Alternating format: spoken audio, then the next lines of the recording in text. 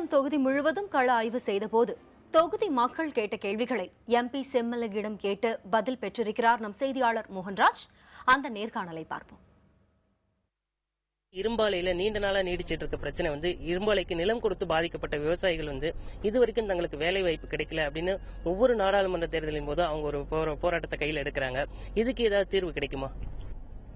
நிலத்தை கொடுத்தவர்களுக்கு உச்சநீதிமன்றத்தினுடைய தீர்ப்பு பாதகமாக அமைந்துவிட்டது. உத்தரவில் என்ன சொல்லப்பட்டிருக்கிறது சொன்னால், எந்த வேலைவாய்ப்பாக இருந்தாலும் மற்றவர்களோடு நிலம் கொடுத்தவர்களும் போட்டி போட வேண்டும், தேர்வு எழுத வேண்டும், அவர்கள் தேர்விலே தேர்ச்சி பெற வேண்டும். மற்றவர்களோடு போட்டி போடுகிற போது இருவருக்கும் சமமான மார்க் என்று சொன்னால் உங்களுக்கு முன்னுரிமை கொடுக்கப்படும் என்கிற போது நில கொடுத்து பாதிக்கப்பட்ட குடும்பத்தைச் சேர்ந்தவர்களுக்கு வாய்ப்பே இல்லாமல் போய்விடுகிறது. இதுதான் நிலைமை. இதை மாற்ற வேண்டும் என்று இவர்கள் சார்பிலே, நிலம் பாதிக்கப்பட்டவர்கள் சார்பிலே பலமுறை நாடாளுமன்றத்திலே பேசி அரசினுடைய கவனத்தை ஈர்ப்பதற்காக கவன ஈர்ப்பு தீர்மானம் கொண்டு வந்து பேசினேன். ஆனால் அரசாங்கத்தின் தரப்பிலே சொல்லப்பட்ட பதில், இது உச்சநீதிமன்றத்தினுடைய தீர்ப்பு, எனவே அந்த தீர்ப்புக்கு மாறாக நாங்கள் எதுவும் செய்ய முடியாது. இப்ப சேலத்துல இருக்க திட்டங்கள், அதாவது பிரதான திட்டமான விமான நிலையம் இதுவரைக்கும் செயல்பாடே கிடக்குது. இதன் காரணமாக அதுக்கப்புறம் கொண்டு வந்த அந்த தகவல் தொழில்நுட்ப பூங்கா அதுவும் இதுவரைக்கும் கிடப்புல போடப்பட்ட மாதிரியே இருக்கு. இந்த விமான நிலையத்தை மீண்டும் இயக்கிறதுக்கு ஏதாவது வாய்ப்புகள் இருக்கா? அது குறித்து ஏதாவது கடந்த 5 ஆண்டுகள்ல நாடாளுமன்றத்தை விவாதிச்சிருக்கீங்களா? அதாவது சேலம் விமான நிலையத்தை ஆபரேட் செய்ய வேண்டும், இயக்க வேண்டும் என்று 4 முறை நாடாளுமன்றத்திலே பேசியிருக்கிறேன். சிவில் விமான போக்குவரத்து துறை அமைச்சரிடம் நேரிலே இது பற்றி விவாதித்திருக்கிறேன். அவர் சொல்லுவதெல்லாம், யாராவது தனியார் நிறுவனம் வந்தால் நாங்கள் வசதிகளை செய்து கொடுக்கிறோம் என்று சொல்லுகிறார்களே தவிர, ஏர் இந்தியா விமானம் விடுவதிலே அவர்களுக்கு உடன்பாடு இல்லை. உங்கள் தொகுதி உங்கள் பிரதிநிதி பகுதியில் இதுவரை சேலம் தொகுதி எம்பி செம்மலை தொகுதிக்கு செய்தவை, செய்ய தவறியவை, அவற்றுக்கான விளக்கங்கள் என பல்வேறு கோணங்களையும் பார்த்தோம். இனி வேட்பாளராக நிறுத்தப்படக்கூடியவர்கள் என தொண்டர்கள் மத்தியில் பேசப்படும் பெயர்களை பார்க்க இருக்கிறோம். புதுச்சேரி மற்றும் தமிழகத்தின் 39 நாடாளுமன்ற தொகுதிகளிலும் அரசியல் கட்சிகள் சார்பில் தேர்தலில் போட்டியிடக்கூடிய வேட்பாளர்கள் என்று தொண்டர்கள் மத்தியில் பேசப்படுவோர் யார் யார் என்பதை பரந்த பார்வையுடன் பட்டியலிட்டு வருகிறது புதிய தலைமுறை. இது மக்கள் மத்தியிலும் தொண்டர்கள் மத்தியிலும் ஆதரவு பெற்றவர்கள் என்ற தரவரிசை பட்டியல் அல்ல. அந்தந்த தொகுதிகளில் இவர்களது பெயர்கள் தொண்டர்களால் பரவலாக பேசப்படுகின்றன என்ற அடிப்படையிலான ஒரு முன்னோட்டம்தான் இந்த பட்டியல்.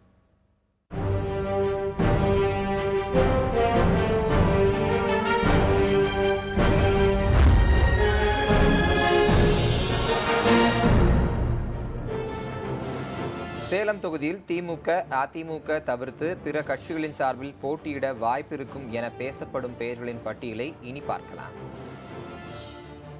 சேலம் தொகுதியில் காங்கிரஸ் கட்சியை பொறுத்தவரையில் சேலம் நாடாளுமன்ற தொகுதி இளைஞர் காங்கிரஸ் துணைத் தலைவரான மோகன் குமாரமங்கலம், இளைஞர் காங்கிரஸ் தேசிய பொதுச் செயலாளர் அர்த்தநாரி ஆகியோரது பெயர்கள் பேசப்படுகின்றன.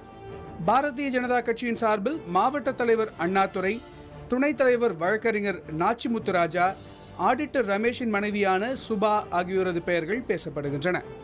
தேமுதிகவை பொறுத்தவரையில் கட்சியின் சேலம் மாநகர மாவட்ட செயலாளர் என் ராதாகிருஷ்ணன், மாநில பொறுப்பாளர் ஏஆர் இளங்கோவன், மாநில மருத்துவர் அணி செயலாளர் டாக்டர் ஈஸ்வரன் ஆகியோரது பெயர்கள் தொண்டர்களால் பேசப்படுகின்றன. மதிமுகவை பொறுத்தவரையில் சேலம் மாவட்ட செயலாளர் தாமரை கண்ணன், சேலம் மாநகர பொறுப்பாளர் ஆனந்தராஜ் ஆகியோரது பெயர்களும் பேசப்படுகின்றன. இனி பொள்ளாச்சி பகுதியில் வேட்பாளர்களை அறிவித்த கட்சிகளை தவிர்த்து பிற கட்சிகளின் சார்பில் போட்டியிட வாய்ப்பு இருக்கும் என பேசப்படும் பெயர்களின் பட்டியலை பார்ப்போம். பொள்ளாச்சி தொகுதியில் காங்கிரஸ் கட்சியை பொறுத்தவரை கட்சியின் பொள்ளாச்சி புறநகர் மாவட்ட செயலாளர் கராத்தே பஞ்சலிங்கம், மாநில பொதுச் செயலர் சாவித்ரி சீனிவாசன் ஆகியோரின் பெயர்கள் பேசப்படுகின்றன. பாரதிய ஜனதா கட்சியின் சார்பில் கட்சியின் மாநில செயற்குழு உறுப்பினர் ரமேஷ், மாவட்ட தலைவர் முத்துராமலிங்கம், தேசிய குழு உறுப்பினர் ஜோதீஸ்வரி கந்தசாமி ஆகியோரின் பெயர்கள் தொண்டர்களால் பேசப்படுகின்றன. தேமுதிகவை பொறுத்தவரை கட்சியின் மாநில செயற்குழு உறுப்பினர் முத்துக்குமார், கோவை தெற்கு மாவட்ட துணைச் செயலர் சுப்பிரமணியன் ஆகியோரின் பெயர்கள் பேசப்படுகின்றன. மதிமுகவை பொறுத்தவரை கட்சியின் கோவை புறநகர் மாவட்ட செயலர் செந்தில், அரசியல் ஆய்வு மைய உறுப்பினர் அர்ஜுன் ராஜ், அரசியல் ஆலோசனை குழு உறுப்பினர் வரதராஜ் ஆகியோரின் பெயர்கள் தொண்டர்களால் பேசப்படுகின்றன.